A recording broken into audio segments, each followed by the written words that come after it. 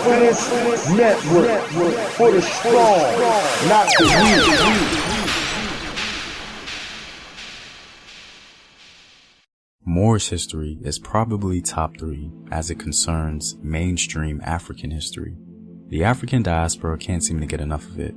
The Moors represent so many different things to us as Afro-descended people, but perhaps the most valuable thing this history achieves for us is a sense that Afro-descended people achieved glory in the past. Why? Well, because Moorish history simply demands respect and cannot be ignored.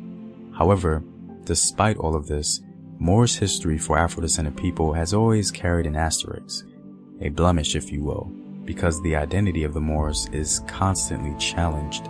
So today, I wanted us to get a better understanding about who the Moors were and talk about our role as Afro-descended people in establishing Moorish legacy.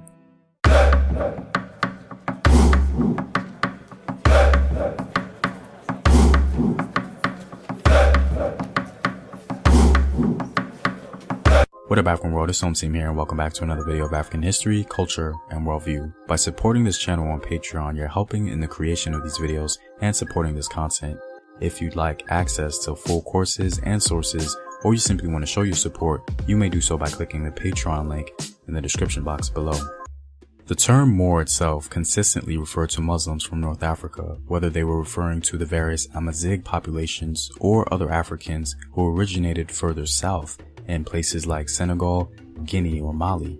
Despite what we in the diaspora think, the term Moor is very broad and has been used interchangeably between these two populations, and was never used exclusively to refer to either of them in the literature. In some occasions, you'd even hear Europeans differentiating between the so-called white Moors and black Moors. There are many Moorish dynasties we can actually discuss, but my focus will be the Almoravids and the Almohads, so please keep that in mind. When the African diaspora thinks about a Moor, they tend to think of the black soldiers or rulers who conquered Spain, but we hardly ever refer to the names of the actual dynasties who accomplished this.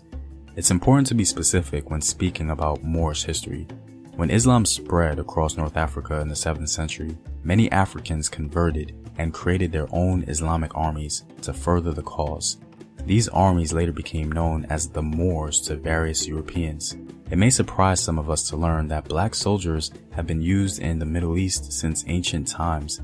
They were not new at all. It was only because of the mobilization of Islam and the great number in which various Africans joined forces that they then became known as Moors later on in history. Under various Persian rulers, Africans were employed as mercenaries in armies to help conquer and control new regions. Africans in Nubia, specifically, had a world-renowned reputation for being excellent archers, and their services were in high demand. Even before the Arabs swept across North Africa, black soldiers were present in their armies. One of the earliest mentions of a black soldier, or what Europeans would later refer to as a Moor, was named Washi. Washi lived during the time of Muhammad, and it was said that he distinguished himself in battle, especially during the capture of Mecca. The truth is, in the early days of Islam, Arabs began to extend their hand to enslaved people, whether they were from the Middle East or North Africa. They began to entice them to join their armies, and in return, they would gain freedom. This was an excellent strategy by the Arabs to gain a huge loyal following, and it greatly diversified their military ranks.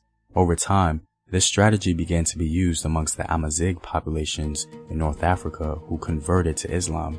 In the 9th century, North African slave armies became more desirable as ambitious Amazigh governors sought them out to create autonomous principalities. They believed that these soldiers from Inner Africa would be loyal to them in totality because they didn't come from the ethnic group that they came from, and so was not invested in the needs and concerns of the majority Amazigh population. The North African caliphs themselves began to adopt this tradition to comfortably enforce their power and not worry about any Arab or Amazigh dissidents. In other words, the recruitment of black men further south became the very backbone of Moorish supremacy. Now, it's important to understand that black soldiers were always used in Islamic armies, even before the 9th century, but they did not become supreme, if you will, until about this time. For example, under the Umayyad dynasty, the first emir of Cordoba in Spain, Abd al-Rahman I, who came to the throne in 756, was known to have kept a large personal guard of black soldiers. He founded the Muslim dynasty that ruled a large portion of Spain for nearly 3 centuries, and all his successors used black soldiers, especially to maintain order. Now, here's where a lot of the confusion comes in. People may look at this early Moorish history and say, well, the Moors were black people. However, we can't ignore the presence of Arab or Amazigh soldiers. In fact, at various times in Moorish history, there were more Arab and Amazigh soldiers than black soldiers, especially before the 9th century. If there is to be any value in the statement of saying the Moors were black, we have to keep in mind that it's time sensitive, because when discussing events before the 9th century, we can only use it to express how black soldiers were used to reinforce the Sultan's power. When the 9th century arose, the face of the Moors began to change fairly quickly. Ahmad Tulin, who came to power in 884, the first independent ruler of Muslim Egypt, began to rely heavily on black soldiers, most of which came from Sudan, many of them Nubian. Upon his death, he's said to have possessed 24,000 so-called white soldiers and 45,000 black soldiers. In essence, his army consisted of black men. His son was protected by 1,000 black soldiers alone. One chronicler had this to say, wearing black cloaks and black turbans so that a watcher could fancy them to be a black sea spreading over the face of the earth because of the blackness of their color and of their garments. With the glitter of their shields, of the chasing on their swords, and of the helmets under their turbans, they made a really splendid sight. So it would seem as though the 9th century really ushered in the power of black soldiers, giving Moorish armies its distinction. Any European army who had never seen black soldiers in such great numbers would have certainly spoke about it and identified them as being the power of the Muslims. And if we look throughout the literature, this was indeed the case. This is why Europeans in their artwork oftentimes represented the power of the Moors with an image of a black man. This is why the focus on the Almoravids and the Almohads is significant when speaking about our contribution as Afro-descendant people to Moorish history, because these 2 Moorish ruling dynasties in Spain arguably used the most black soldiers and had rulers who were indistinguishable from the various African ethnic groups further south, like in the case of Yaqub al-Manzur of the Almohads, whom I consider the greatest Moorish leader in the history of Muslim Spain. His mother was a black woman, believed to be from either Mali or Senegal. One of the primary reasons for the rapid growth of black soldiers was the need for North African Amazigh rulers to have complete control over their soldiers and not be challenged by any intermediate power or opposing ethnic loyalties that would come from Arabs or other Amazigh clans. It would be very difficult for black soldiers originating from the interior of Africa to rally up the local Arab or Amazigh populace because of the ideological, social, and political divisions between them. It was black men who served to maintain the ruler in his palace, protect the capital, and uphold imperial authority.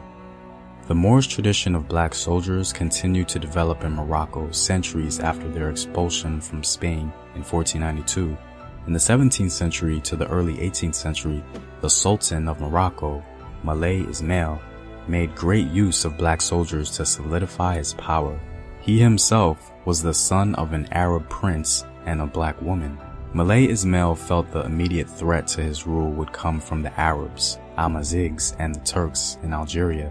He assembled the largest army in Moroccan history, consisting of 250,000 black soldiers, allowing him to exert great authority through which he was able to undermine the power and influence of local tribal groups in his nation. Moulay went even further by demanding that the other Moroccan ethnic groups turn over their weapons and their horses to his all-black Moorish army. Our agency in Moorish history as Afro-descendant people cannot be denied, as it so often has. I believe there just needs to be balance when speaking about the Moors. We need to be specific about time periods and dynasties because diversity did exist. Morse history is akin to a blanket. We just have to identify our specific threads that make the whole. Well, I'm all out, guys. If you like these videos and want to help in its continued production, consider supporting the home team on patreon.com. The link is in the description box below. Know thyself. Remember your ancestors. Peace.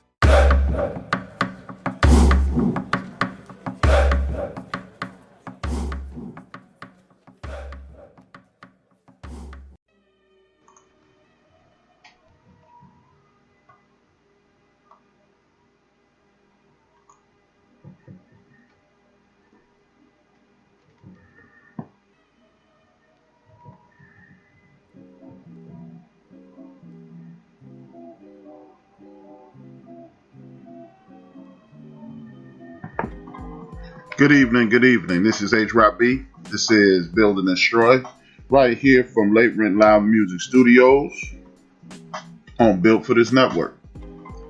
Thank you for tuning in. It's been a blast. It's been a hell of a week. It has been one interesting week. We have had a lot of I don't want to call it spiritual awakening, but we have had a lot of infighting. There's been a lot of negative energy in our community, and hopefully I can uplift that spirit and give you something to think about. If nothing else, put you in a state of mind that we can work together to get things done. It's been an interesting week, as I just said, and I want to acknowledge everybody. And before I start each one of my shows, you know how I start the shows?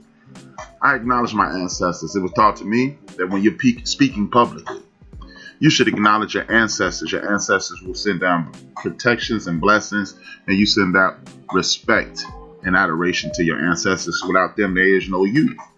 So I do that. Respect to everybody in my family, my immediate family, everybody who has put me in this situation. I used to name them, but I just want them to know everybody who's connected to my mom and my dad, spiritually, physically, mentally, and my friends and family. Who any ancestors that are crossed over to the other side, I want to give you mad respect. Thank you for being you and helping me become a better me. Thank you very much.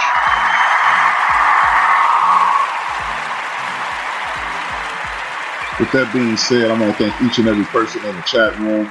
I don't name everybody individually. As you speak throughout the show, I will acknowledge you if you have something to either challenge or add to the show. Thank you for tuning in. You could be doing a lot of things. And once this show is over, please tune in to New Max Radio and support the one and only Girly Girl with her Woman Extravaganza. It's special. It's a special time for women in America, women worldwide. And Girly Girl is doing what she should do as an adult. Salute her sisters, because those blessings will come back to her. That's not why she's doing it because she's an awesome person, but we need to acknowledge the sisters and give them praise. With that being said, as I stated, man, we are in the midst of an interesting week, and with that interesting week, we have first and foremost, I want to say happy birthday to one Maxine Waters. Queen Maxine Waters. She became of national prominence recently. Well, she's been doing great work in the Congress, state of California for years, but she came of national prominence by claiming her time. Before I do that, salute to D Great. It's your boy D Great from South Central. Tune in on Sunday for Sunday Night Love Jones. 4 o'clock, 7 o'clock Eastern Standard Time, and on Mondays for Monday Night Love Jones, 4 o'clock, 7 o'clock Eastern Standard Time for good music, good conversation, and good vibes. It's all about the love. Yeah, man.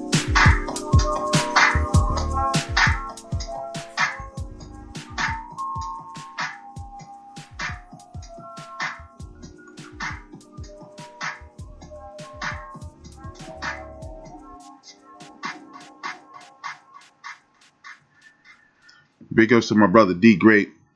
And again, let me continue. Salute to one Maxine Waters. Leo's in the building as usual. Y'all know I'm repping the Leos this entire month because I'm one of them. But salute to Maxine Waters. Happy birthday, Queen. You've been doing tremendous work for us in the community. And everybody who doesn't know her, you need to get to know her. it is imperative that we know and salute our ancestors. With that being said, it's another birthday I want to announce. This is part of our history. This is, to quote Marcus Garvey, an early birthday to Marcus Garvey. Monday is a birthday to Marcus Garvey. I don't know if he's the father of it, but for all intents and purposes, he's gonna be today the father of Pan-Africanism. Salute to Marcus Garvey. Happy birthday, Marcus Garvey. Salute to that brother, him and Sister Maxine Waters. He's an ancestor, and Sister Maxine Waters.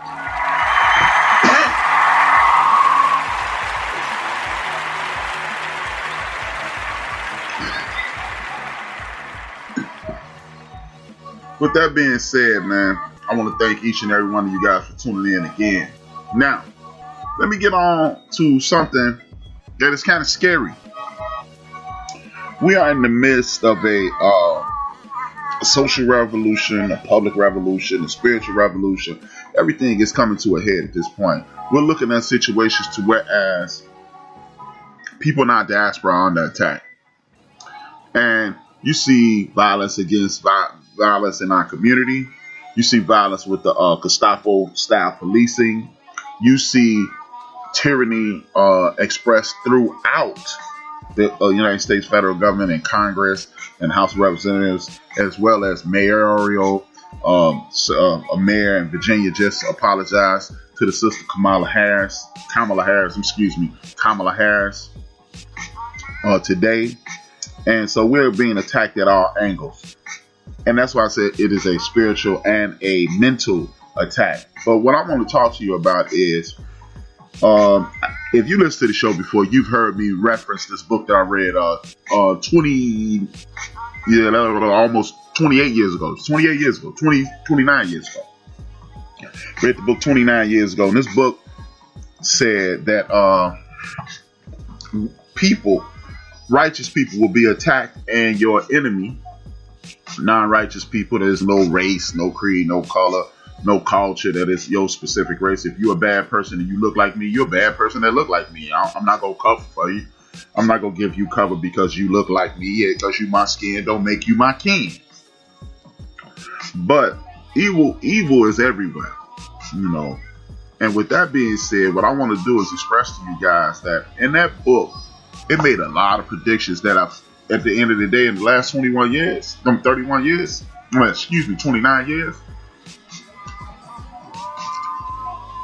those predictions have come true by and large. I would say about 75-80% of them come true. One of the things that he mentioned is watch movies and television. They'll give you a preview of what's going on in the world, right?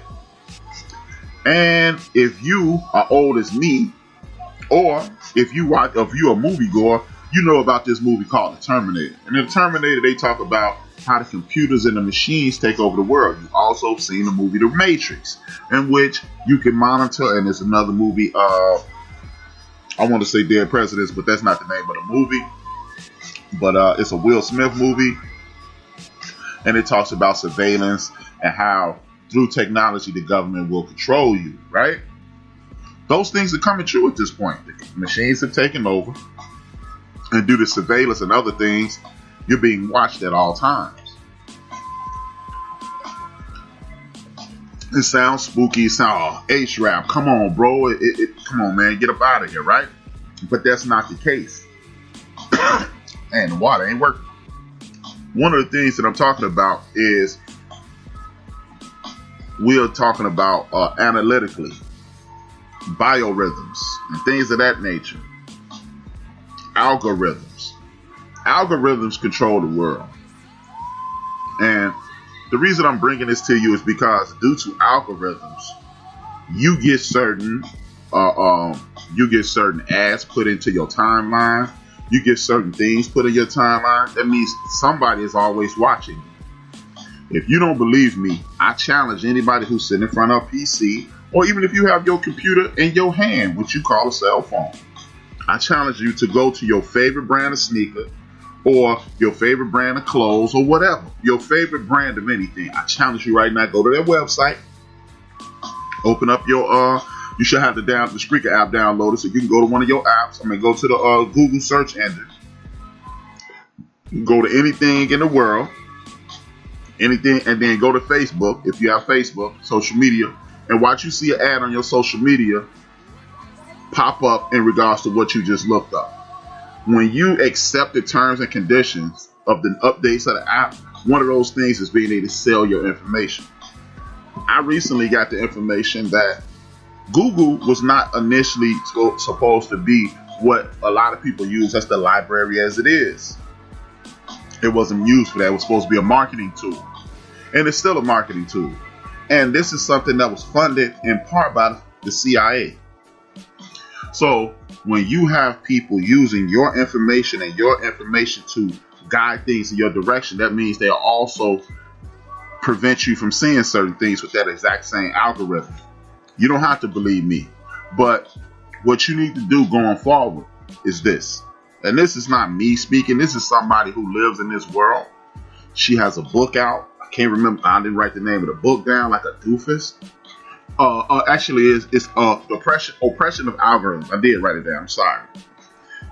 And when you are looking at these things, you go look at this book, Oppression of Algorithms. It is talking about how, because they are funneling things to you and they're pushing things to you, they're also taking things away from you. Like your resume. Your algorithms will tell the technology what you're interested in. Me, I like sneakers. I like t-shirts. So if I start going to a lot of things, looking at sneakers and t-shirts and cars, I'll get a lot of car ads in my social media, and car things will pop up throughout me searching on the internet. Those same algorithms can be used to exclude you from certain things as well, like places of employment, information that is key to your survival, things of that nature. So basically, what these algorithms do is gather information about you and funnel things to you. Now, if I can funnel something to you, I can also take something away from you. So if it's information that is dire that you need, like, I'm quite sure none of you have seen the fact that Google is offering scholarships, or 150,000 scholarships, that will allow you to take a class for 6 months and you'll be eligible to get paid $70,000 a year. I'm quite sure you haven't seen those things, but because those algorithms are not funneling those things towards you. Something else that you're going to be funneled in the next 6 months, and we're going to talk about it in depthly, is misinformation about our sister Kamala Harris. You're going to hear everything you're going to see everything she's ever done, because Google is a marketing tool. This young lady, this sister who wrote this book about the algorithms of oppression, she also spoke about, usually the first 2 pages of Google are a bunch of nonsensical information that is given to you. At one point, you could Google black girls and porn will come up. Asian girls and porn will come up. Because that's what people are feeling. That's how people see black women. That's how people see Asian women. That's how people see Latino women as objects. Even white women. But white women are their women, so they don't tend to denigrate them as much as they tend to denigrate our women. But at some point, they changed it because, it was something being often used. And I'm quite sure if you go Google black women right now, Asian girls or Asian women, I'm sure it's Asian girls, you'll get porn. It's because this is what people are drawn to. This is the warped and deranged mind of a lot of people. So these are the things that you have to protect yourself. The algorithms have changed in accordance to what she did. And you look at, they change it because you're in a situation to where people are more sensitive. So when you are looking for things, they kind of guide you in that direction. The reason I'm bringing this up is for employment purposes. Those same algorithms put you at the back of the line when you are online looking for employment. They force white folks in the front of the line. They put you in the back of the line. Another thing she said you need to look into: turning the voice recognition off, the voice and facial recognition off your phone. Why does your phone need to listen to you and talk to you at all times. Me and Big Illinois were speaking last night. He was like, is that why sometimes me and you could be talking and I Google something and whatever we were talking about will come up in the Google search first? More than likely, that's it. That's exactly it. We have to be aware of what's going on around us so we can properly fight this. If you're not aware, you don't even know that you're in a fight. Next thing you know, you're losing a fight, and you'll be basically, what they'll do is redline you out of situations. See, we've gotten to the point where we're applying for everything online. You apply for a housing loan online, and they'll tell you don't qualify. That's because the algorithm says you're black. The algorithm says you're Latino. The algorithm knows your place of residence, so it excludes you. It's cyber redlining. And this is why what we're going through right now in this social, racial, and economic pandemic is extremely important, because if you can get people in office who are fighting on your behalf, you can get some of these algorithms destroyed, and you can get people who are saying, no, these algorithms are no longer going to be used, so my people won't be discriminated against, so you can get the opportunities that you as an American citizen, a citizen of the United States of America, deserve. So as you're surfing the internet, as you're using your phone, turn off all those voice notifications, because then it makes you automatically code switch as well. There's a certain rhythm that my people speak to. We don't fully enunciate all the words because that's our rhythm. And it can be a bad thing, or it could be a good thing. When I'm speaking as my 7th and 8th grade teacher was the same one. My name was Ethel Adams. Shout out to Miss Adams. She called it the black dialect.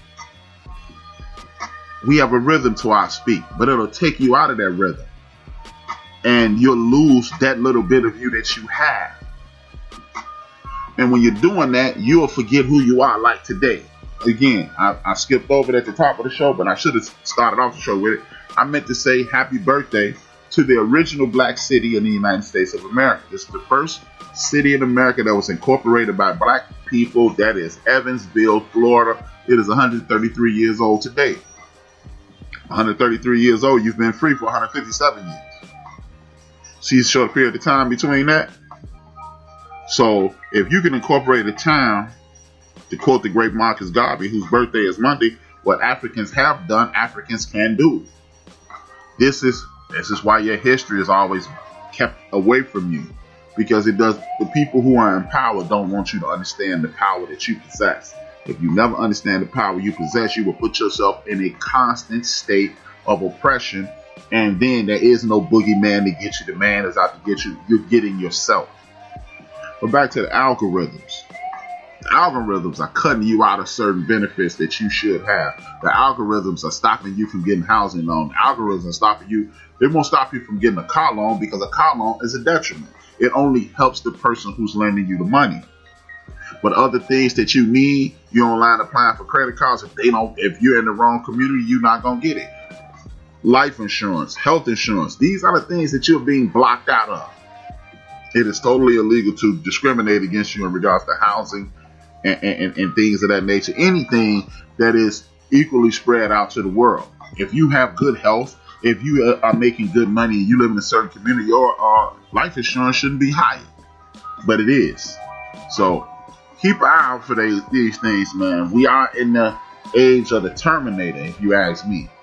So when you know the system and the deck is stacked against you, this is why all those people who want to tell you, Kamala Harris this and Kamala Harris that, that's because they're Googling things, they're not doing research. And I'm going to get into the whole Kamala Harris thing a little later, but don't just let the primary search on Google be your source of information, because when you Google something and get something, that does not mean that is true.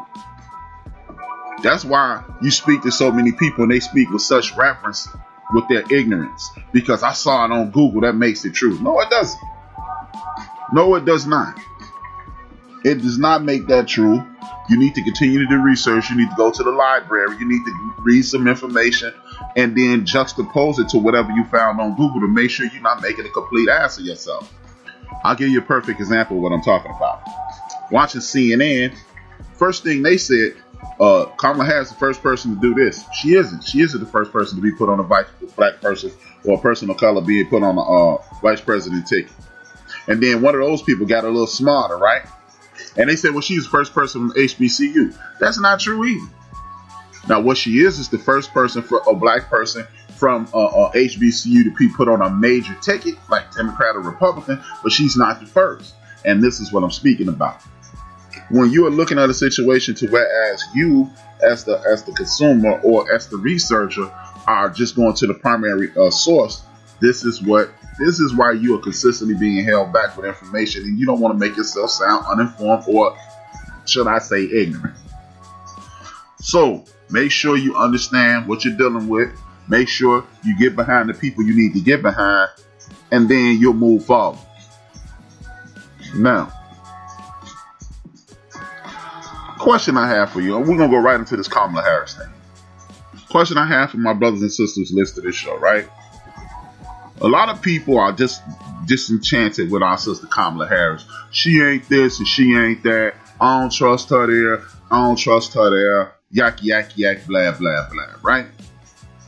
Okay, I understand skepticism, right?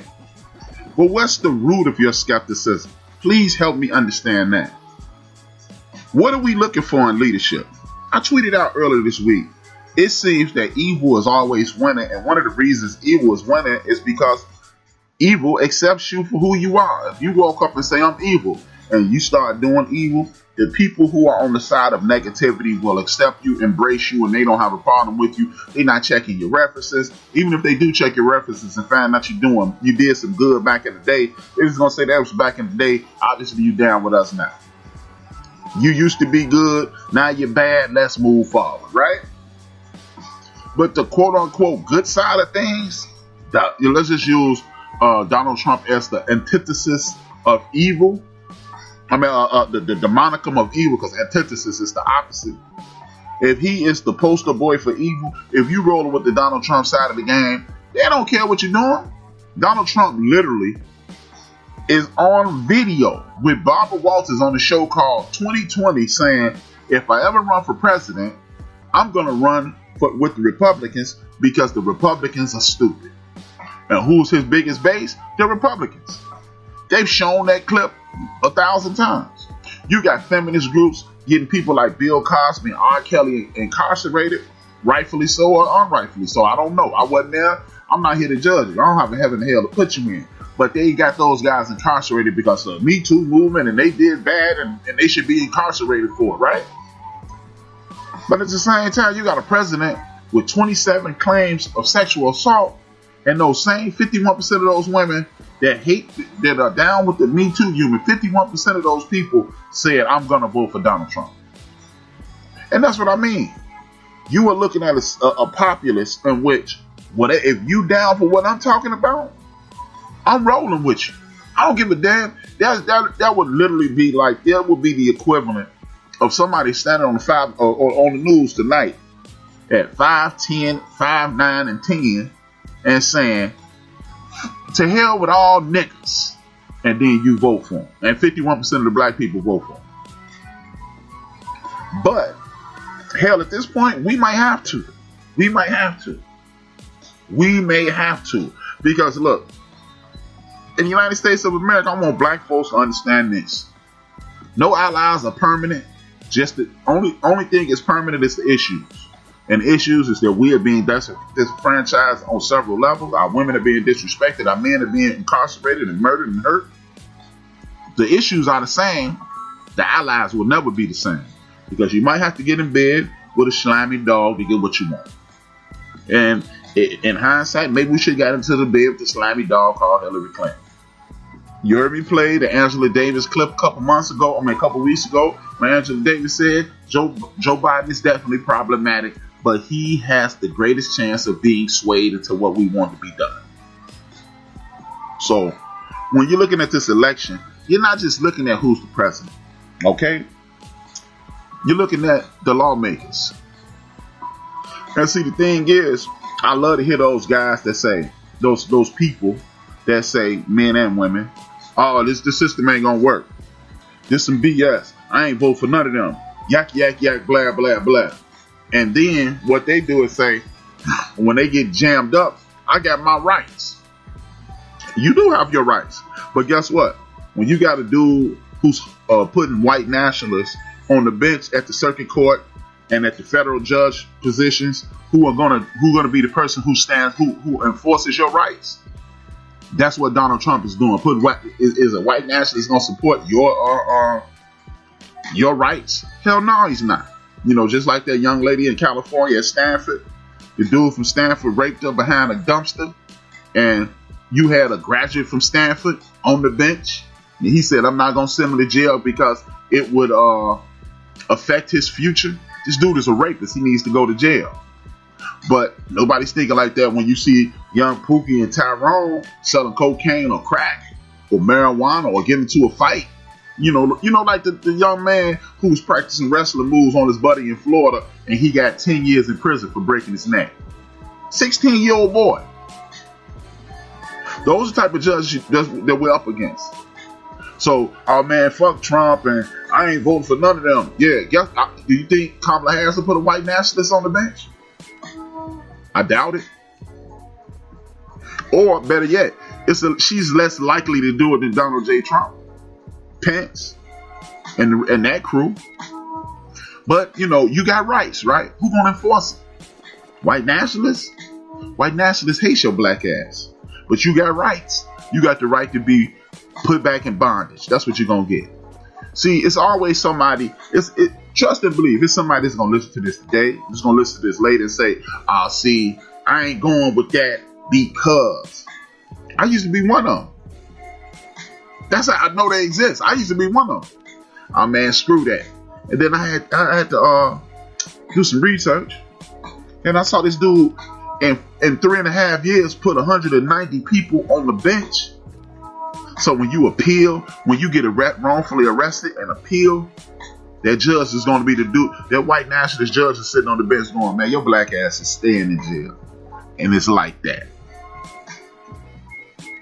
Period. But you got rights, though.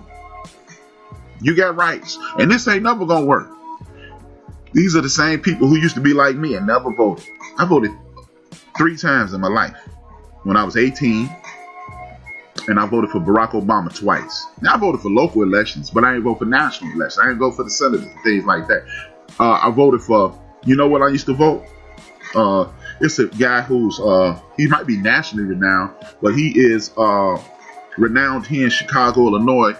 His name is Secretary of State Jesse White. I will vote for Jesse White anytime. Jesse White was my alderman, and then he was the recorder of deeds, and now he's the Secretary of State. I voted for him all the time. But the rest of this stuff, I didn't give a damn about. But it's always somebody in the cut. See, this shit ain't gonna work. What am I gonna participate in it? And then when they get jammed up again, I know my rights. Who gonna enforce it? The white nationalist judge gonna give your black ass a fair shot. Exactly. That's how it work all the time. That's why your people was in bondage for over 250 years, because there was a bunch of white nationalists going, you know what? A couple more years, we're gonna let the brothers and sisters go. That's what they was doing. Right. But keep it up, man. But y'all want perfection. Oh, Kamala Harris locked up more people, more brothers and sisters in the state of California than blah, blah, blah. Yeah? Was Kamala Harris rolling around with battering rams, busting in y'all fucking cribs of innocent, hardworking people, and then say, you know what? Everybody whose names begin with a C, a M, and an L going to penitentiary tonight. She wasn't doing that. The same people that y'all complain, man, they need to do something about these people looting. These dumbass kids looting. They need to do something about these people selling dope. These people ruining our neighborhood. They need to do something about this. She did something. I'm not defending that crime bill because the crime bill was a joke. I never defend the crime bill, but guess what? They tricked y'all black ass into looking at David Tribble, Sarah Lynn buys that cocaine that they put in the street. All you have to do is look up Oliver North, Iran-Contra. Bush, H.W. Bush, and Oliver North put that dope in the street. David Tribble got hold to it. Ricky Ross got hold to it. Harry O got hold to it, and thousands of other brothers and Latinos throughout the United States of America got hold to it. And they scared the hell out you because they were funding a war that we were not privy. You know, they were putting it on the news every day, but we weren't paying attention because we were busting our ass going to work. Our parents were busting their ass going to work and raising our asses.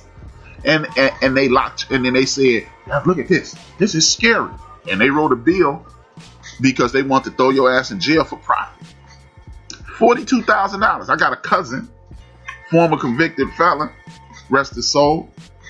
He told me, as you in prison, $42,000 in the state of Illinois. I can't speak for no other state. State of Illinois, $42,000 a person. The average American don't make $42,000. How the hell does it cost $42,000 to put you in a 6x9 box with a bunk bed? That costs $42,000 to do that? Well, hell, we all need to go to jail. We all need to be able to live in a jail and get up and go to work. And give us the money, and we'll pay y'all to stay there. And just catch the bus from the penitentiary every day and go to work and come on back. Because if it's worth $42,000, it's a bunch of people who are going to listen to this show. It's a bunch of people I know that's making $10, $12, $15 an hour, which equates to $20,000, $32,000 a year. 2,080 hours of work in a year, 2,080 times whatever you make an hour, that's what you make per year. Period. But Kamala Harris ain't the one. Joe Biden signed the crime bill. The very Maxine Waters that I gave praise to at the top of the show, she signed off on the crime bill. Our brother Lewis, he signed off on the crime bill. Your aunts, your uncles, your grandparents, they wanted that crime bill. See, we don't want to talk. See, again, that's them first 2 pages on Google. Kamala Harris signed off on the crime bill. Joe Biden signed off on the crime bill. Kamala Harris locked up a bunch of people.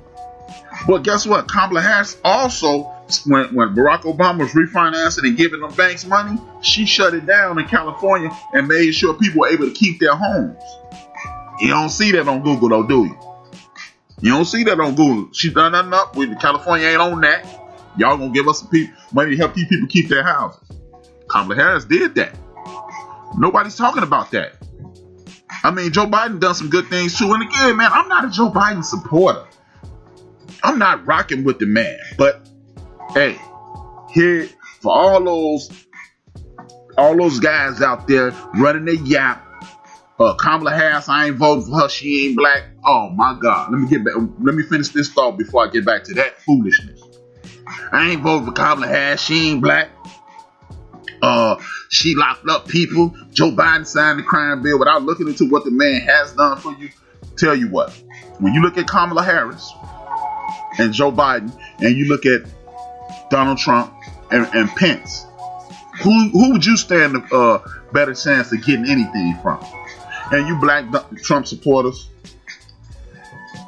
I wasn't gonna say this, but I'm gonna say it. Y'all a bunch of the dumbest motherfuckers in the whole world. Y'all say the same dumb. Shout out to Big Illinois. Y'all say the same 5 lines every. If you have to use the same, you know what the anti-Kamala Harris and pro-Trump black people sound like? Sound like them dumb motherfuckers that when they call my show on Tuesday or talk to me on Twitter on Tuesdays or throughout the week when I'm talking about sports. You say something about Michael Jordan. He was 6 for 6. Shut the fuck up. If he got drafted in 1990 and retired and then came back and only played those 6 years, you got a hell of an argument for that. But otherwise, don't tell me about no 6 for 6 and don't tell me about, he gave money to the HBCUs. You wash your ass this 1 or 2. You ain't getting credit for that either. Stop it with that. If you don't see that Donald J. Trump is one of the greatest threats to our community since fucking Truman, since FDR, because everybody loves FDR, he set out the New Deal, and black people couldn't use the New Deal to 72. See, y'all not gonna listen to this show and stay ignorant. People not gonna listen to this show and listen to these fallacies that they, y'all might as well believe Columbus discovered America too, right? Really? I'm gonna discover some money in your wallet, because that's about as much as Columbus discovered America. How do you discover some shit that ain't lost? He might have introduced America to the rest of the world, but he ain't discovered a goddamn thing. But back to what I was saying, man. Kamala Harris by no means is a perfect individual. What she is a politician. That's what she is. She's a goddamn politician, y'all. And politicians are, in a traditional sense, people who will bend to the will of the people. Now, what we should do is the people who are into politics galvanize your community and start talking reckless up and saying what you gonna do. Put them in office, and the day after they are elected, you need to be somewhere in your municipality saying, hey, we voted yesterday. What y'all got for me? See, we stayed at the inauguration party with Obama. Yeah, we got black president. You know, the little boy on the boondock. My president drives a Lambo. We out here boogieing. Meanwhile, the Latino and the gay community out there begging, telling, professing, we need you gone. We put you in, we take you out. Black folks, we need to get on that. We need to get on that. And you know what we need to be doing right now? We need to already have decided we're getting rid of Trump, right? We need to be looking for the replacement for Joe Biden and Kamala Harris if they don't get down. We need to already be looking for that. Then we need to be looking for the midterm people. The Senate, the House of Representatives, homeboy who sounded like the turtle off the cartoon, Mitch McConnell. We need to be getting rid of them in 2 years. This is a 10-year process. If you got kids, if you got grandkids, if you got younger cousins, nieces, nephews, younger brothers, siblings, whatever. You got younger relatives or people you care about that's a little younger, you need to be engaged at a minimum for the next 10 years. See, we let our kids bling out, we blinged our kids out in the 90s. Shout out to the people who was born in my generation. Generation X, you suck. I'm part of that. You suck. And of the baby boomers and Gen X, you suck. We blinged our kids out. We made our kids believe it was cool. Now we got to grab hold to our younger people and let them know you in a fight and you losing.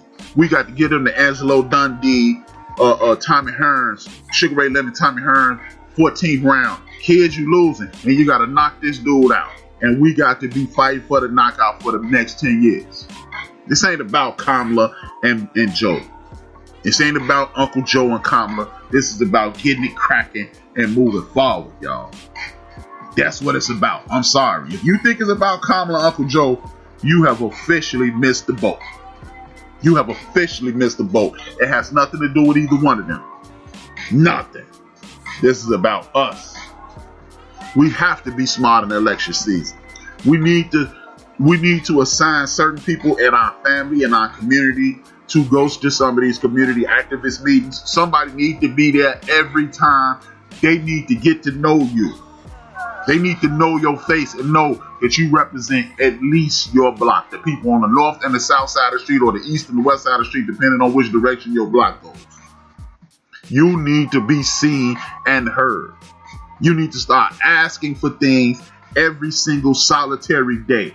The alderman, the state rep, the state senator, the United States senator, the House, anybody who needs your vote, they need to be able to say, just like Mr. White, the Secretary of State of Illinois, when he see me, Brian, how you doing? Everybody who's elected needs to be like, Brian, how you doing? Period. They need to be saying your name almost. Either that, or they need to be rolling their eyes when they see you, because here this mother, here he come again. I'm telling y'all, this is what it is. This is what it is. Now, to Sister Kamala Harris and this black thing. If Kamala Harris ain't black, Malcolm X ain't black. His mama was from the same country as Kamala Harris' dad. If she ain't black, Farrakhan ain't black. Farrakhan Caribbean, so Farrakhan ain't black. If Kamala Harris ain't black, Marcus Garvey ain't black. Y'all ain't willing to challenge none of those people, right? So why the hell y'all challenging the Sister Kamala Harris? Why? What kind of foolishness is that? I dare one of y'all to challenge the late great Kwame Ture. Y'all might know him as Stokely Carmichael. Y'all not challenging them. By the way, sisters who proud of their history and know their politics. Dorothy Chisholm, sister come from she come from the Caribbean too. First black woman ever run for president, right? So why is Dorothy? Oh, because Kamala light skinned, right? She got on the light skinned side of the game, right? Malcolm X was a red brother too. But see, y'all not willing to challenge them. But y'all again, this goes to that Google search thing. Look, well, Obama, y'all was saying Obama was black for a minute, but now he black though. He blacker in the back of your neck now. But y'all was saying Obama wasn't black enough. He went to Harvard. His wife went to Yale, I think, or Princeton. One of the two. They Ivy League educated. Kamala went to an HBCU. And for those who challenging it, Kamala Harris, her dad was on the board of directors at Stanford, Ivy League University. So she chose to go to an HBCU when she could have had for free one of the better educations, one of the more respected educations in the world. She said, I'm going to HBCU. She went to Harvard. See, that's what I'm saying. See, ain't nobody looking into that though, right?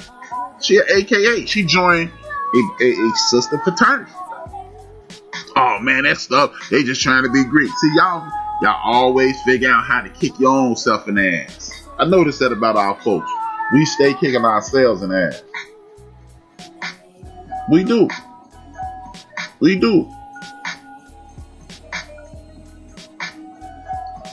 How many improve? What is it that we want from America? A fair shot, reparations, to be treated right. We can get all that. But instead of saying what people don't have and what they're not going to do, oh man, see, why don't you wake your ass up and do something? All this complaining ain't going to get you nowhere. Oh, by the way, HR 40, Kamala Harris is back in that, her and Cory Booker. I don't like Cory Booker, but whatever. Who cares who I like? Really? Ain't nobody going around, hey man, what's up with what do HRap think? Said by nobody prominent in the history of the world. Ain't nobody saying that. But what does HRap think? Man, we gonna form policy around rap. Nope. That was said by no damn body. Not one person in the whole world is going around basing what they think on rap. So me not liking Cory Booker, that's some personal stuff. I think he punked out on this interview, and then he don't seem like the greatest guy anyway. But that's neither here nor there. See, I fell into some sucker shit, not liking the motherfucker I don't even know. Cory Booker ain't thinking about rap. But at the end of the day, the people in Newark, the people in New York, the people in wherever's a politician that you don't like, you need to make him not like you back by being in his face, asking for stuff, challenging him, holding his feet to the fire, doing all that stuff that is necessary in order to get what you want and need. And if you're not doing it, then again, you're a part of the problem, you're not part of the solution. And if you don't know what HR 40 is, that's the bill signed for reparations for you. And you also gotta stop with this, like the ADOS, African Descendants of Slaves. Oh, you ain't supposed to get no money because you ain't from here, you from the Caribbean. Where you think they was getting slaves, the Africans from? They was bringing the Africans to Jamaica and Puerto Rico and places like that, beating them into submission, then bringing them over here and selling them. Ain't nobody doing that. Oh man, it's cool. They didn't capture Africans and say, hey, we got watermelon fried chicken in South Carolina. It's cool over there. And then everybody left. No. You got beaten to submission. And then you were brought to the hill. If you didn't just submit sooner versus later, they took you back down to the Caribbean and took your ass to Louisiana, then took you to Alabama, then took you to Georgia, then took you to Mississippi, then took you to that Florida one part of to get down South America, South Carolina, North Carolina, Kentucky, Tennessee, so forth and so on, Arkansas, Texas. That's what they was doing. So when you talking about this reparation thing is a thing. This reparation thing is it's a worldwide thing, man. It's an African diaspora thing. If you are part of the African diaspora, you deserve to be taken care of. They're over there taking brothers and sisters out of Libya right now. See, that's the thing. You know why other countries and other cultures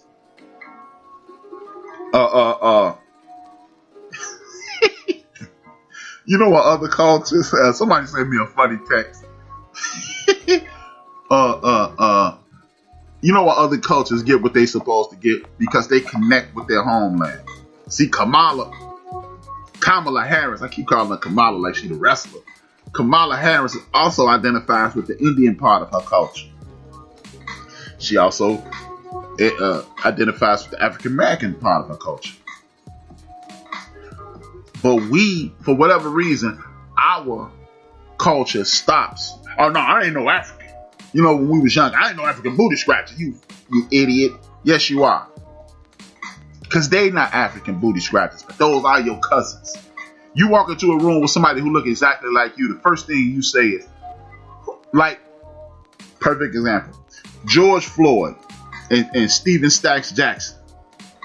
They met through a mutual friend. You know what they said? You know what Stephen Jackson said? The first thing he said to George Floyd, who is your daddy?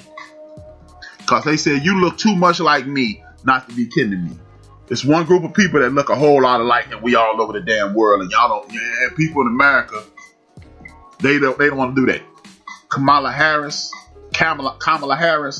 her mom, they connect with them Indian people over there.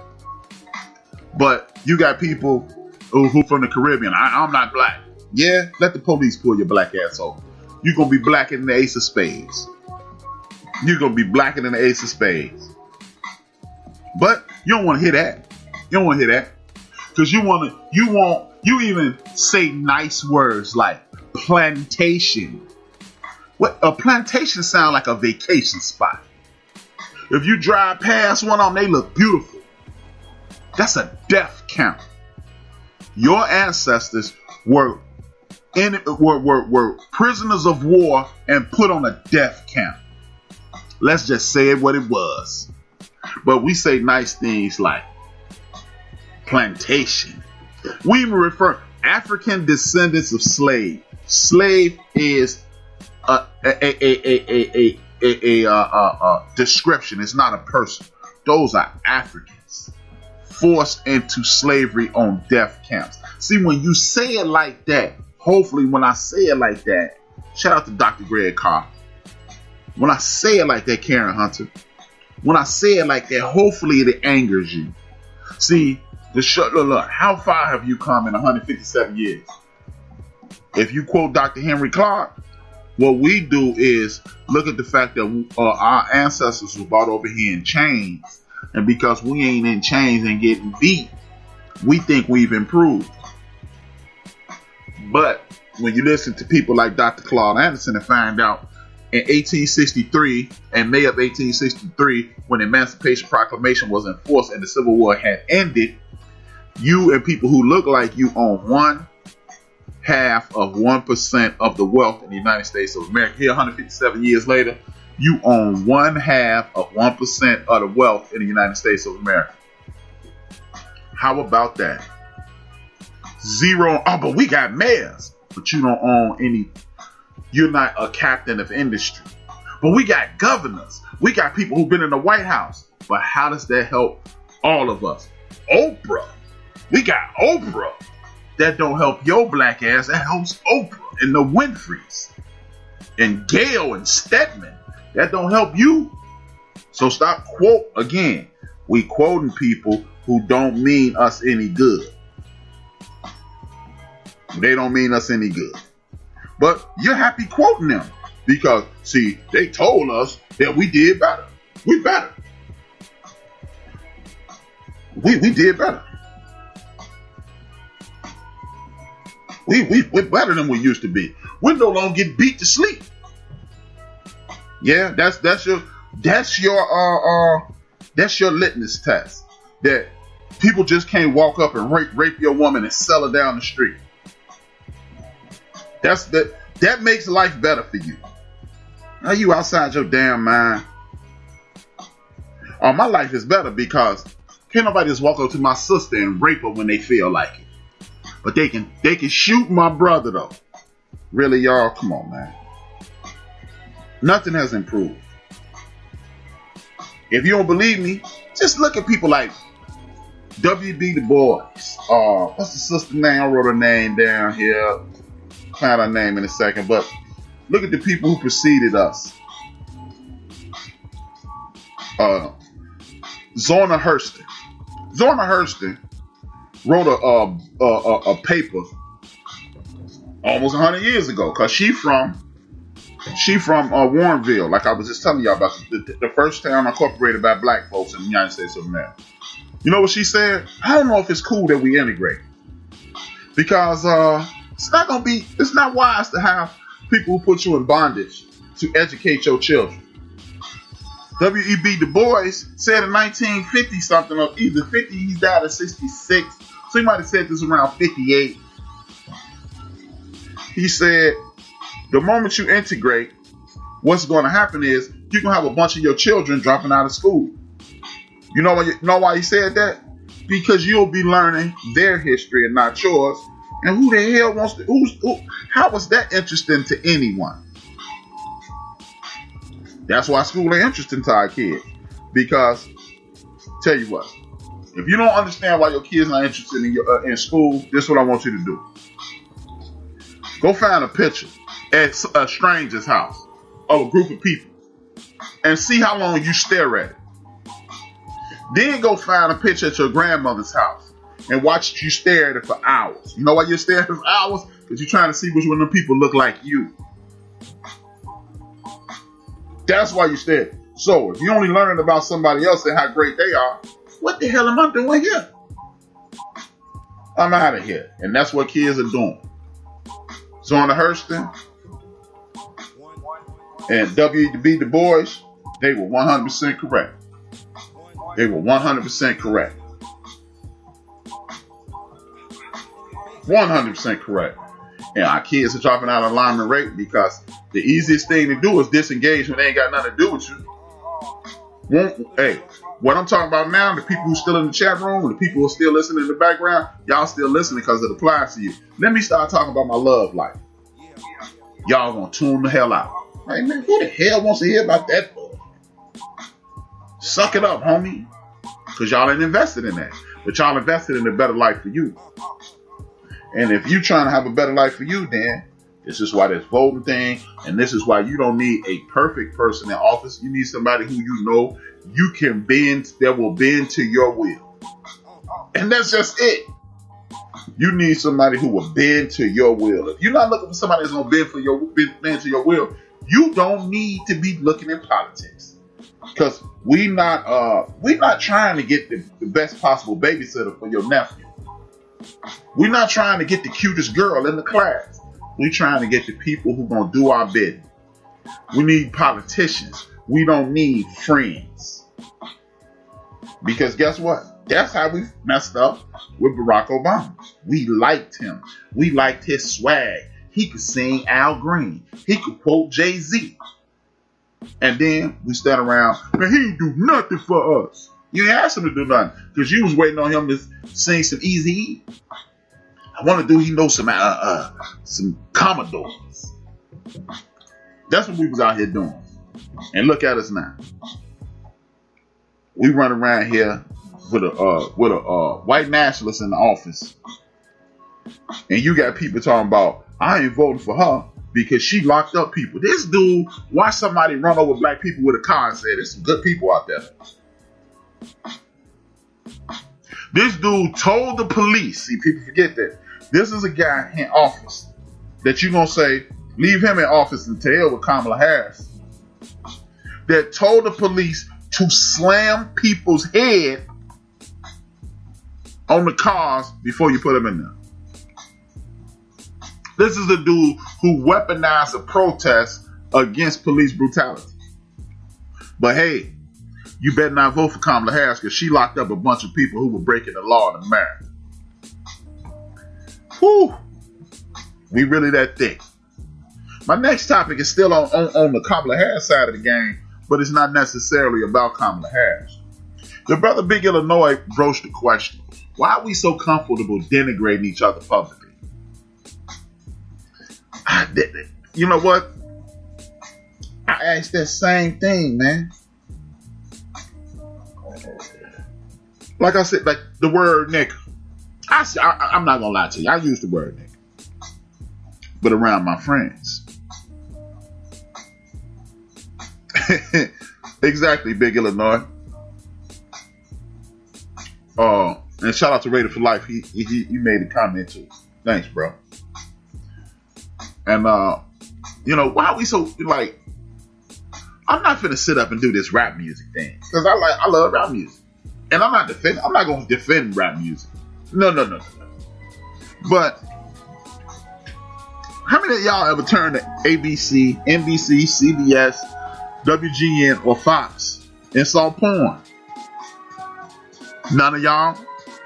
Nobody's ever seen it. You never turned to TNT and see porn.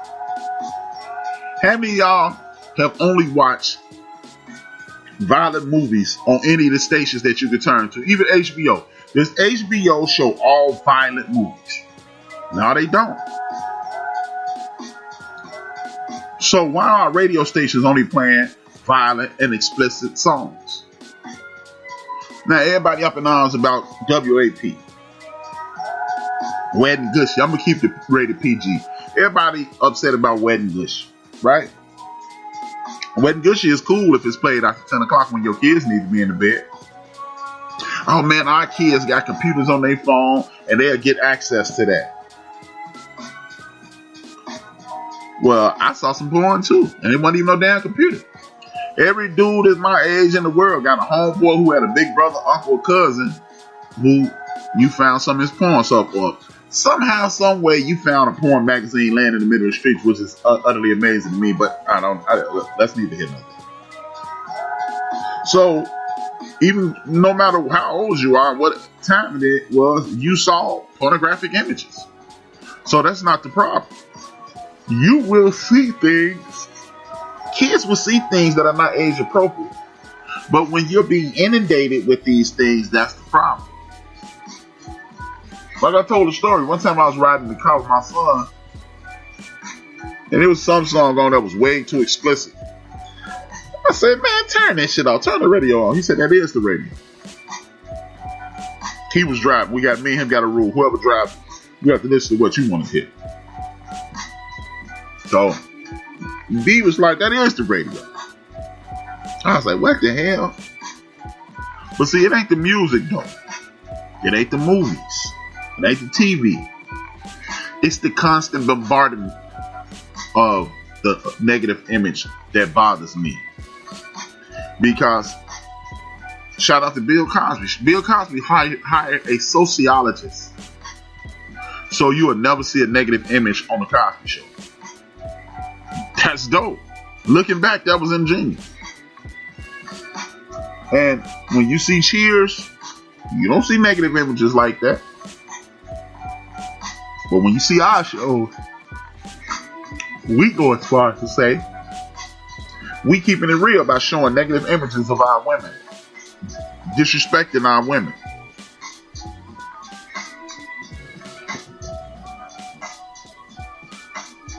Treating our women like they're objects.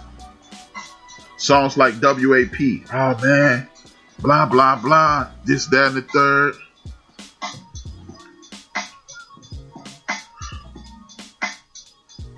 Why is that cool in our neighborhood? As I stated on the show Wednesday, if you listen to a song called Dead Presidents, All About the Benjamin, they bleep out Hebrew, and they bleep out another negative connotation from other cultures. Michael Jackson, they bleeped out kite. He couldn't say that, but they let you say nigga. Why are we so comfortable talking about what Kamala Harris is and is not on social media? Because most of us have friends from other cultures. So why are we so comfortable doing that? Why do we take the time out of our day to lie on each other? Or if you hear a lie, why not step up and say that's a lie? Because I don't like him. We spend more time publicly discussing our personal business than any other culture I see it public. I don't know about nobody else. I was in the stoplight some of these non-black young aka white and Hispanics cats talking to each other using the N-word very comfortably. I want to get out my car and exactly. And we've allowed that. And we've allowed that. It used to be a time in my life you couldn't say that word. You didn't say that word around anybody but your folks. And I guess I'm gonna have to blame that on rap music because they got, and hey, I'm one of the people that bought the album and bumped it loud. I'm gonna have to go ahead and give it to NWA. That was the first group that prominently used that word. And then without any radio play, they became the world's most dangerous group. But NWA was on tour with Public Enemy. See the balance? See the balance? X-Clan was on tour with the Ghetto Boys. And we understood that was edgy. I'm not going to say it was wrong because it was adult entertainment. And we had access to it. But here's the thing, we were unable to play that music in our houses. Shout out to the Sony for inventing the Walkman. I'd have never heard NWA because there was no way in hell I was gonna play Gangsta in the house with Dolores and that. No way. But to show you how far we've digressed, 8 years ago, my daughter was going to high school. She was standing on the bus stop with another young lady, first day of school, freshman year. My daughter came home and said, "Dad, it was this girl on the bus stop with me, and she had a tattoo from her ankle all the way up to her shoulder." And I asked her, "When did you get that?" And she said, "Me and my mom went to get this." You and your mother went and got a tattoo at age 14 from your ankle to your shoulder. What part of you growing did your mama not understand? Or is your mama smoking squares with you to make sure you don't grow? And these are things that this is what I'm talking about. We should be having certain conversations inside our house. And I don't mean inside our physical house. I mean inside of our house. Me and D Gray can have a conversation that we can't have on air. Me and Big Illinois can have a conversation that we will not have on air. But for whatever reason, we talk about our sex life on social media. We talk about our sex life and our music explicitly. Marvin Gaye and Teddy P, it was hints and innuendo of sexuality. But they didn't put it in your face. We've eliminated shame from our culture, which in itself is shameful. We can no longer denigrate ourselves publicly and expect others to respect us. As the brother D Gray just mentioned, you got a car full of non-black people pulling up using that word comfortably, and they'll tell you, "I grew up around black people. I grew up around a bunch of people that I'm not going to say. I grew up around women, but I don't call them bitches." It was always a gay dude in the hood. I wouldn't call him a fag. So what makes you comfortable saying that word around me? We got to start holding our heads up, folks. We got to stop talking about if Kamala is or not black in front of anybody. Because that's not their conversation to hear. It's really not. It's really not. It's just not anybody else's conversation to hear. We don't need to be talking about the black experience, the black suffering, the black anything that's not, put it like this. Going forward, black folks, if you're not willing to talk about it with your mama, I don't know if you should talk about it or talk about your mama's personal life, don't talk about yours. If you would sit in front of your grandmother or your mother and talk about some of the stuff that you talk about on social media, I doubt more if any of us would. You sit up on social media, I've literally seen someone write, I feel like getting my ass ate on social media. I'm almost sure that person won't say that in front of their grandmother. If you're not willing to talk about your brother who just got out the joint for the 50 millionth time, or if you're not willing to talk about your uncle who a child molester, or any of that stuff, well, don't talk about it on social media. My man Raider for Life said the only thing about music is we have had explicit lyrics almost every decade of my life. It's not a new phenomenon. Shout out to Raider for Life. It's not. But you know what? They wasn't the only thing. The thing is, Raider, and I know you agree with me on this, it was always innuendo. Or you had Millie Jackson and Mahalia Jackson playing in the same house. It was balanced.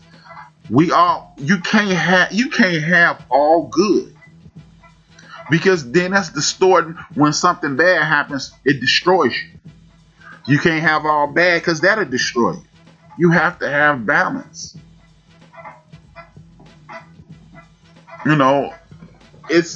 Cheating in the next room and a whole lot of that type of stuff.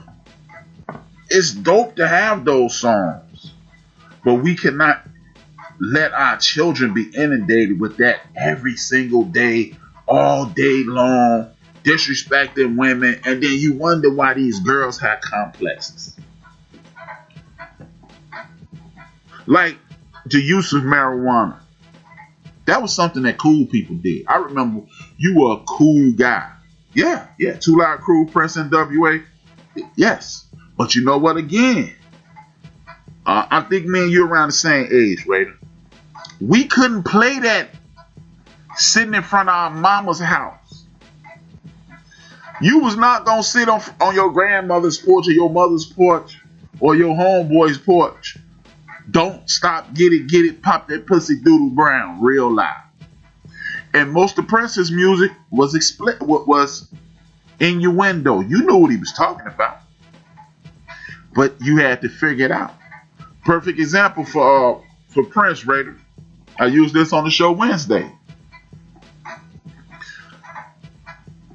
I'm not gonna let the elevator break us down. Oh no, let's go crazy. Everybody knew Prince was the hottest dude in the world at that point.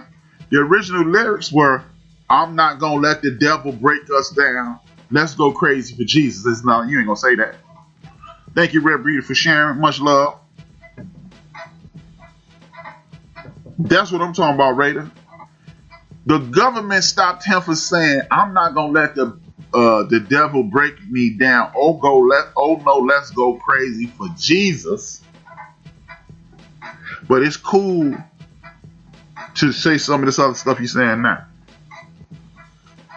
And then when you listen to other genres of music, you know, me and Big L.O. Scarlet crazy white boy music, they talking about killing their mom and all that, but that ain't what they. But you also heard Born in USA. You also heard Time After Time from Cyndi Lauper. You also heard Wham, and then George Michael once he left Wham. Okay, how many times did you hear? I'm glad you challenged me. How many times did you hear Darling Nikki on the radio? How many times did you hear Sister on the radio? You heard that because you own the album. So you talking about album cuts. How many times did you hear Darling Nikki on the radio? And like you said, you couldn't play it in front of your folks. And I'll be waiting on you to hit, because I've never heard Darling Nikki. In Chicago, Illinois, I've never heard Darling Nikki on the radio. I saw it in the damn movie, and I heard it because they had the album. I didn't hear it on the radio. And I'm not trying to be L7, right? I'm not trying to, I'm the stuff straight. Bruh, I got so much custom music. At one point, I only owned hip hop. So 99.9% of my music at one point in my life was Fuck you. I mean, hey, AMG, Vertical Joyride, DJ Quick, NWA, Just Ice and DMX, Ice-T.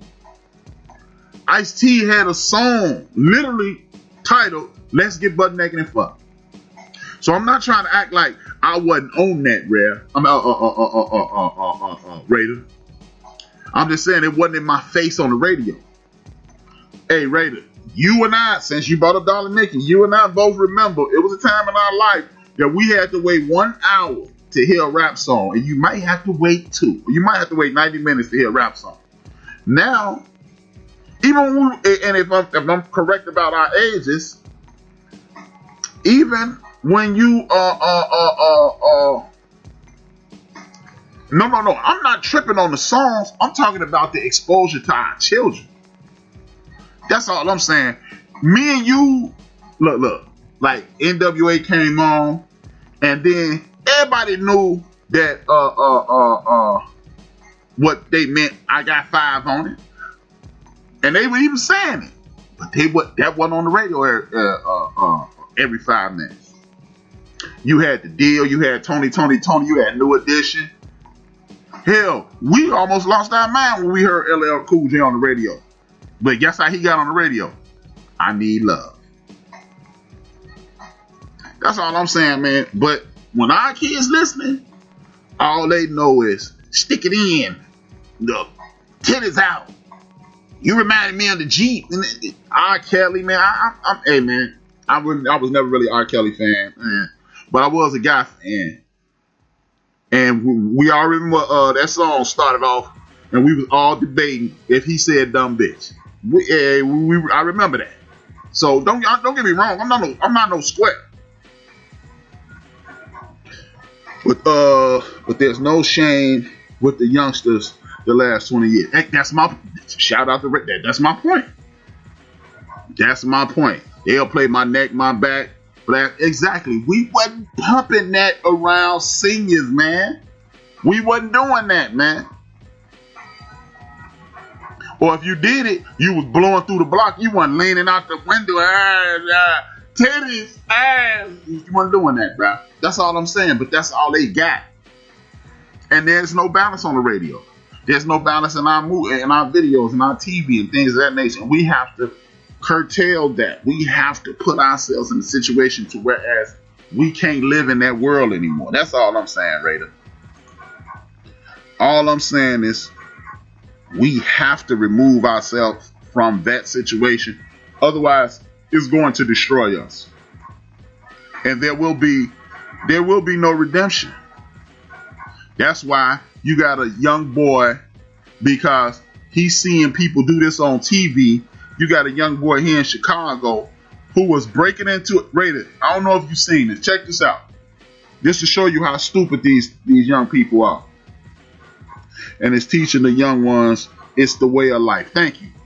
Thank you. Red Beauty, thank you.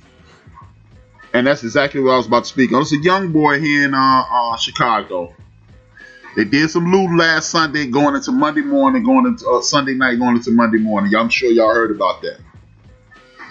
Young boy put himself on Facebook or whatever live feature he has. He put it on live, right? And ran his ass into a place and broke into was attempting to break into an ATM while his phone was filming him live. I don't know if he got the money or not, but the next thing you see is him walking down the street yelling at a girl saying, and I quote, "You need to shut your big eye ass up and bring your ass down here and loot with the rest of us. I'm not even spending my check this week. I'm spending my loot check." And that same boy I saw on my feed by Chuck D from Public Enemy is incarcerated right now. I saw on my same Instagram feed today, I saw that same young boy mugshot. And because we allowed them to listen to this madness, watch this madness, and normalize, as Red Beauty just said, normalize this madness, That's why our kids are the way they are. I'm not blaming anybody or anything. I'm blaming us. And I'm saying, for one, we got to start having inside conversations, in-house conversations. And we also have to do a better job at filtering what our kids see. That's all I'm saying, dog. I mean, I'm a hip-hop junkie till I die, Raider. And I'm not going to lie to you, man. I like that Wet and Gushy song. But if I had a grandson or a granddaughter, they wouldn't hear me play it. Just like me and you, we should sneak and listen to the Richard Pryor albums. They were our parents' possessions, but me and you had to sneak and listen to it.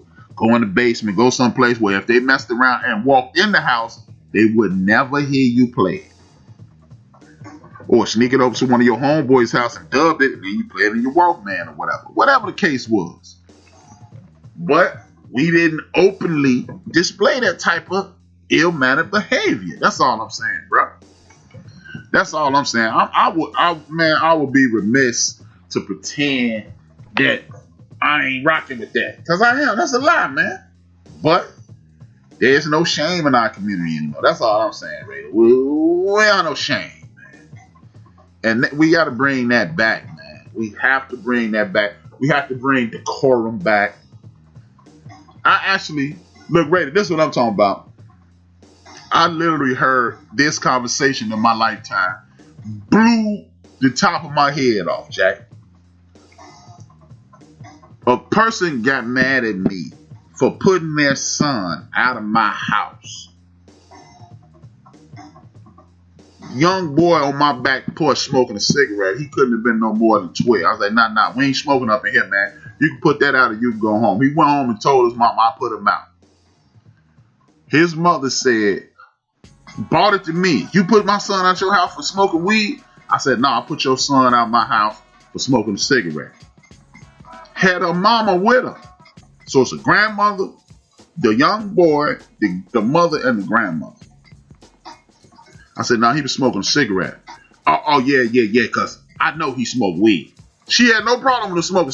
She had a problem with smoking cigarettes, but not weed. The mother turned to the girl and said, you let him smoke weed? And she said, and I quote, shit, his weed be better than mine. That's what we got to stop, man. That the ability to be upset with me because you thought I put your son out of my house for smoking weed. That wouldn't have been cool to her. But it was cool to put him out for smoking a cigarette. And I didn't even put him out. I said, man, you can't smoke that here. Young boy went home, brought his people back to me. And it was cool that that's what I'm saying, right? It was cool that he was smoking.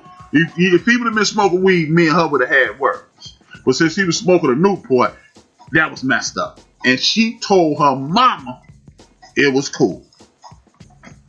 So there you go. Most parents don't monitor their teens in the 2020s. I remember when MySpace came, when MySpace. Okay, when MySpace came out, my daughter was 9. She couldn't have an account, but now I see Facebook applications and people give their kids access to them. Are also mothers and daughters and sons age 12 get on Facebook to act as if they're 18.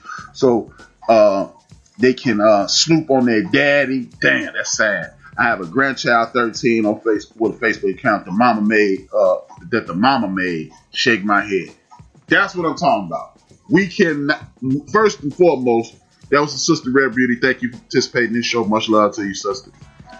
First of all, why are we putting kids in position to do adult stupid shit? Because that's just some stupid adult shit. You gonna snoop on your dad. Your kids don't need to be involved in that. Again, that's an inside conversation that needs to be had with you and the child and not the goddamn kid. That's what I'm talking about. The kid don't need to be nowhere around that. But we sitting around doing it. No decorum. No class. Like the young boy Russell off that album. That's school on a Sunday, man. No class. Where did you get your parenting? You got your parenting from the Cracker Jack box. And that's because we allowed our people to listen. You know, a lot of these people allowed their kids to listen to Snoop Dogg and thought it was cool and cute. Bitches ain't shit but hoes and tricks. That, hey, it is cool to say that. If you 20, 18, you shouldn't be singing that when you're 14. What these bitches want from a nigga and all that. This is what I'm saying. I have zero problem with the music. I have problems with people giving young people access to that music. That's when I have a problem. And I'm just asking our generation to reinvent the inside conversation, because I don't see nobody having conversations on Facebook. Do you know my mama's a child molester? Nobody does that. Do you know my daddy raped 4 girls? Nobody's having that conversation. You know my Uncle Jerry slept with me when I was 11? They not having those conversations. Those conversations they keep to themselves. But they'll talk about everything under the sun about somebody else. Let's get back to the position or surround ourselves with people who are of that mind state. Because hell, for church people, even Jesus didn't mess with everybody. So we got to start separating ourselves from these uncouth folks. We have to engage in the political process past voting, because believe it or not, voting is the last step. Voting is the very last step. We need to be on their heels from the day after they are elected until the next campaign starts. Now, if you're doing what you're supposed to do, the next campaign should be easy breezy. And we need to make them uncomfortable. And we need to, as Shirley Chisholm said in 1972, in order for this to work, we're going to have to come together, love each other, think differently, and move as a group. And with that being said, y'all, it's your man HRap. I want y'all to tune in to Gertie Girl Night of Excellence. It just started. She might still be playing the intro joints. Need y'all to tune in to New Max Radio, man. Support the movement, because in order for this to work, we need to tune in to Raider for Life tomorrow afternoon. We need to tune in to D Great tomorrow evening. We need to tune in to Rare Beauty. We need to tune in to MCDE. We need to tune in to Chuck and his flavor. We need to tune in to Flavor Music. We need to tune in to Truth Radio. We need to tune in to New Max Radio. We need to tune in to Real Cast Rangers. We need to tune in to X Squad Radio. And we need to support Built for This Network and everybody in between. DJ Finesse, Spider, everybody, man. DJ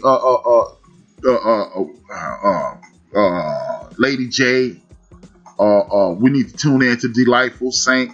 We need to support each other, because guess what? If we start playing Rare Beauty, Swan, Mandelion on Fridays, Girly Girl on Sunday afternoon, D Great on Wednesdays, Sundays, and Mondays, and sometimes Fridays. If we start supporting each other, our young people will hear good music.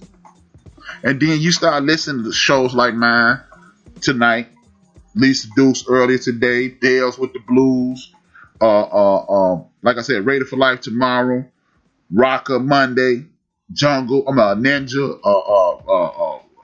Angry Black Man, DJ Knox Tuesday, me Tuesday evening, have some fun with Girly Girl Tuesday evening, Dale, D Great, Dale, and Big Illinois on Wednesday, Knox and Mooka Dean on Thursday, Knox Friday, and whoever else got a show.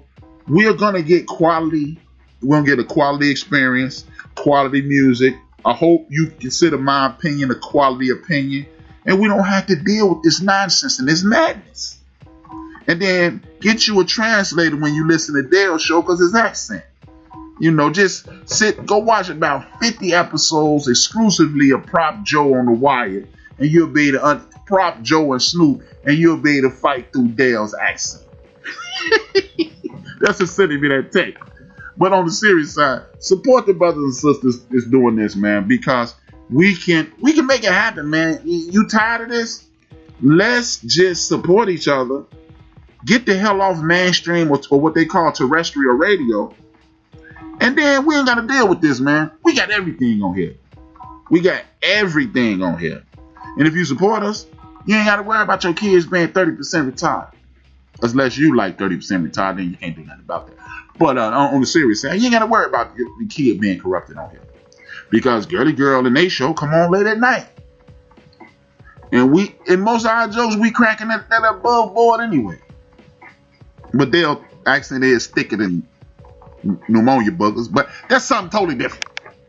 It's like sticking in a moose. But yeah, don't worry about that. You know, just after about 4 weeks of listening to him, you'll understand him too. But seriously, continue to support us, man. Thank y'all for tuning in. On my way to my daughter's graduation party. She's graduating from Illinois State University. We're going to celebrate that. And then kick it with the queen. The queen. But that's it, man. This your man HRap B, man. Tune in Monday. Tune in for every day. Turn that damn radio off. And I'll see y'all, man. I'll see y'all Tuesday, man. It's been real. Salute to Combat Jack, aka the Power Father. And y'all know what I always say. And memories of him dreaming those dreams and man up, woman up and live those dreams, because life without dreams flows in black and white. And life with dreams flows in technicolor and surround sound. This HRap B up. 2 fingers, 1 word. I'm out. Bang, bang. Throw them W's up. West Side Wednesdays with your boy D Greatest from South Central. Wednesdays at 1 p.m. Eastern Standard Time. X Squad Online Radio Network. iHeartRadio. Spotify. TuneIn. Apple Podcasts. Google Podcasts. We got more. We are built for this network, for the strong, not the weak.